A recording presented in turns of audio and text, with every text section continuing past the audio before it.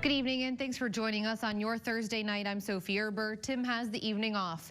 President Joe Biden has ordered the Department of Education to take possible legal action against states that have banned mask mandates in schools. That includes Iowa. How Governor Kim Reynolds is responding tonight in our top story at 6. Shortly after that announcement yesterday, Education Secretary Miguel Cardona sent a letter to Governor Kim Reynolds and the director of the Iowa Department of Education, Ann Lebo. The letter addresses the bill banning mask mandates in Iowa schools. That was signed into law by Governor Reynolds back in May. Secretary Cardona says a safe return to the classroom for students is a top priority and, quote, Iowa's actions to block school districts from voluntarily adopting science-based strategies for preventing the spread of COVID-19 that are aligned with guidance from the CDC puts these goals at risk, end quote. Today, Governor Reynolds defended that bill. We have elected officials representing Iowans all across this state that voted on that bill, and I signed it into law. And so, we're doing what we need to do. I've been dealing with COVID for over a year, and, he needs to do his job.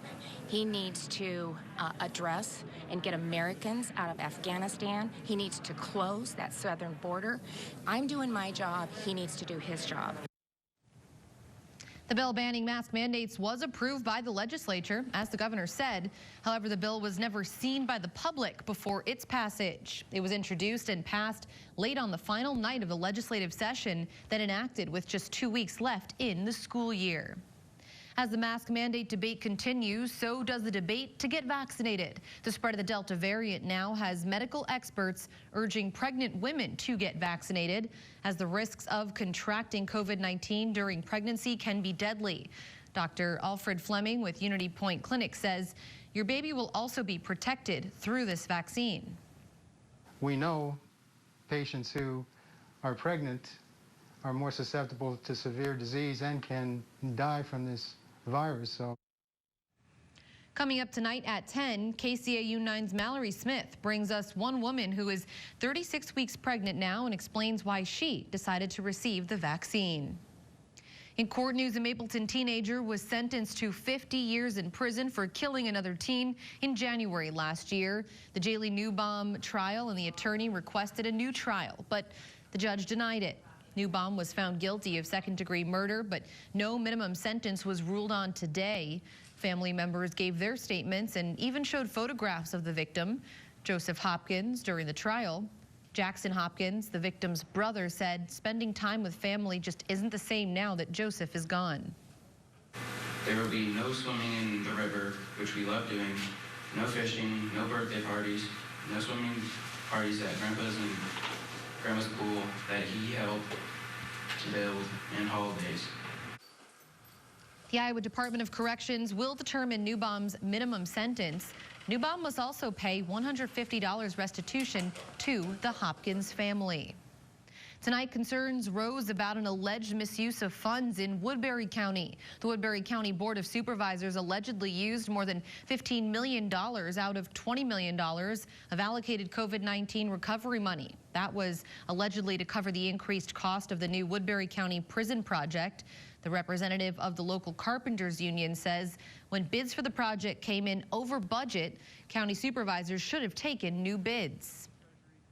$15.5 million overbid, needs to go back out for rebid, redesign. But no, our county supervisors approved the use of $15.5 million of the $20 million designated to us.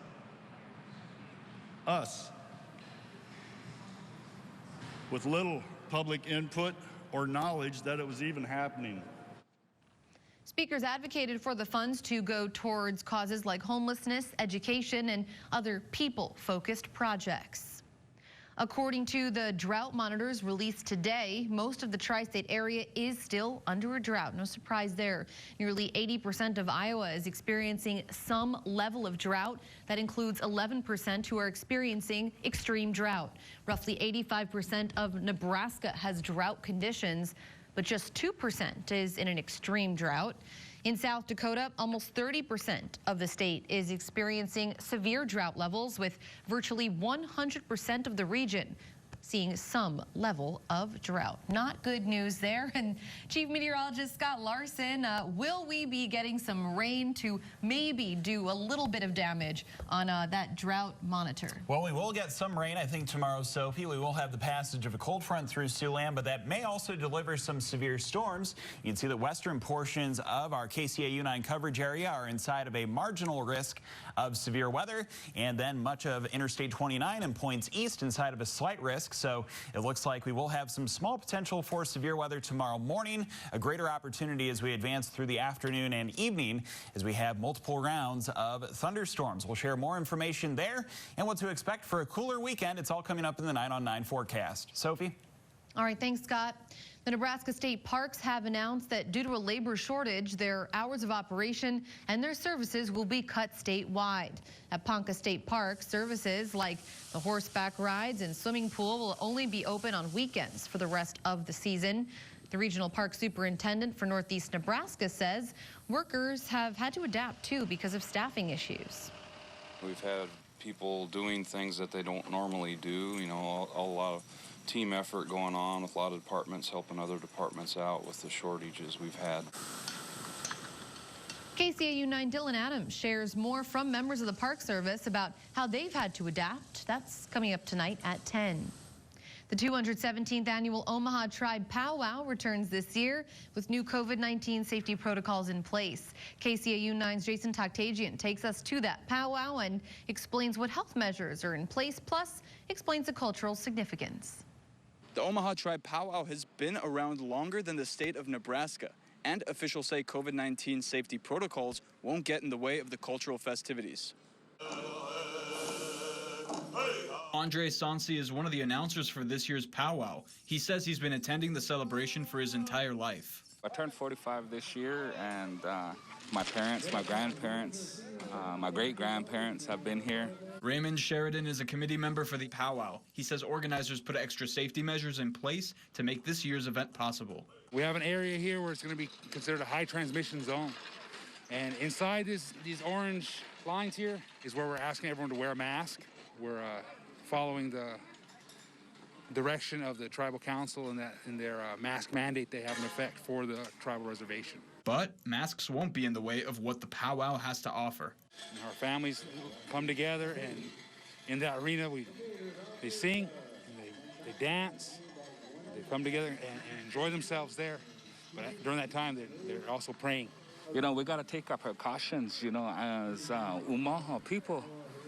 This is like our 4th or 5th pandemic we survived, dating back all the way to the first smallpox era. You know, we've been here long enough. We know how to survive. The powwow will go on this weekend until August 22nd, and Sheridan told me that they're expecting more than 3,000 people to attend. Jason Toktagian, KCAU 9 News. And while many people on the West Coast tonight are dealing with wildfires, a blaze in Minnesota is threatening more than just people and buildings. How one community is pulling together to save sled dogs coming up. Hopefully those dogs will be okay. We have a chance of seeing some strong thunderstorms in Siouxland tomorrow. We'll slowly cool things off, and some more rain chances are dialed up for next week. We'll share the 9 on 9 forecast. That's next. You're watching KCAU 9 News with Tim Seaman, Sophie Erber, Chief Meteorologist Scott Larson, and Sports Director Jake Jones. This is KCAU 9 News at 6. Thanks for sticking with us. Another warm and sunny summer day here in Siouxland, but changes coming, as you'll explain here in a few minutes to our viewers. That's right. We've had some very quiet weather as of late out there, Sophie. It's been difficult to find much on the radar, but yes, some changes are coming our way, especially as we head throughout the day on Friday.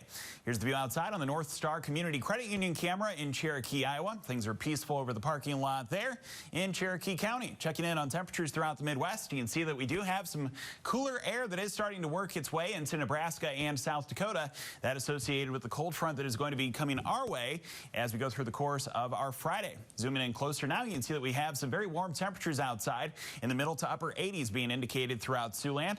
It is now 85. Likewise on Tuesday into Wednesday, as it looks like we'll maintain a pretty seasonal pattern with highs in the low to mid 80s through the extended forecast. So tomorrow could be a little bit dicey as far as those storms go, but here's a picture of a pleasant morning that was taken in Siouxland. And thanks to our viewer for snapping that shot. If you have one that you want to share, make sure to go to SiouxlandProud.com, find the weather tab, send your pictures. That's a great shot. Might be a thing of the past with these storms moving through the next few days. Tomorrow will definitely be more active. All right, thanks a lot, Scott. Well, News Nation Prime is the country's only live national newscast in prime time, coming your way every night at 7 Central. Here's a preview of what's there tonight. Tonight, the U.S. military says it will not leave the airport in Kabul, but British and French forces are on gun runs into the city to rescue their citizens. Why aren't our troops doing the same to rescue Americans? That's coming up on Balance tonight, followed by News Nation Prime. Now here's a look at tonight's Banfield. Tonight on Banfield, he fought in the trenches but came back for the animals. Now meet the war vet in Afghanistan who says he's not leaving without his human staff either. Many of them women who became veterinarians. Tonight on Banfield. Again, News Nation Prime comes your way every night at 7 Central on News Nation. You can see some of the channels here, or just be sure to check your own local listings. Evacuating because of a raging wildfire is difficult for families, but imagine if you also had dozens of dogs to get out of harm's way. How 100 dogs are being evacuated as a wildfire blazes across Minnesota. Next.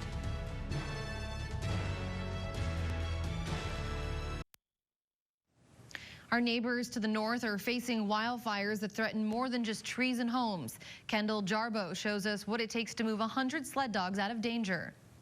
The Greenwood fire is putting the lives of people and animals at risk. White Wilderness Sled Dog Adventures in Isabella has 100 sled dogs to look after. The fire was supposed to be heading east, and then the sheriff showed up and said it switched directions, and we needed to get out of there. With the fire just 3 miles from their home, kennel owner Peter McClelland put out a call for help. I started a big text chain with all the mushers in the area, telling them what was up. The mushing community answered the call. 10 groups showed up Monday to help move the dogs to safety. We're all good friends. Even if we're not in an emergency situation, everyone's good friends anyhow and takes care of each other. Half of McClelland's pack is at his property in Ely. The rest currently in the care of other kennels. Right now, they're working on giving the dogs more comfortable accommodations. They don't know if they'll be here for days or weeks. The dog's safety, everyone's first concern, regardless of who they belong to. If we did have a fire coming for here, I know we would have people ready to help nearby, and it just makes it a good feeling. You know, we're competitors in business, but, you know, when it comes to the dogs, they're always the most important thing for all mushers. I feel that. Right.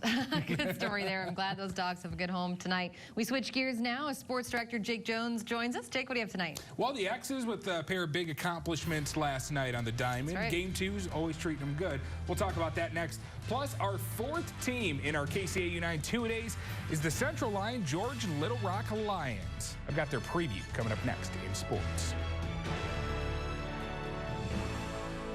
Show hitting a triple in the second inning, a 2 RBI single in the third, a double in the 5th, and a solo home run in the 7th for a cycle hitting the cycle, excuse me, in an only 7-inning game for the Explorers. What a game. X's going for the series win in the rubber match tonight at 7 before they head to Cleburne tomorrow for a new series. Hitting for the cycle, always impressive, but in 7 innings, even more impressive. Exactly. I mean, he had 2 less innings to get this done. And he did it. Yeah, if you placed a bet on that, the payout would be unreal. Incredible. Thanks a lot, Jake. And we check in for one final forecast with Scott. First, let's take you outside right now on this warm night here in Siouxland.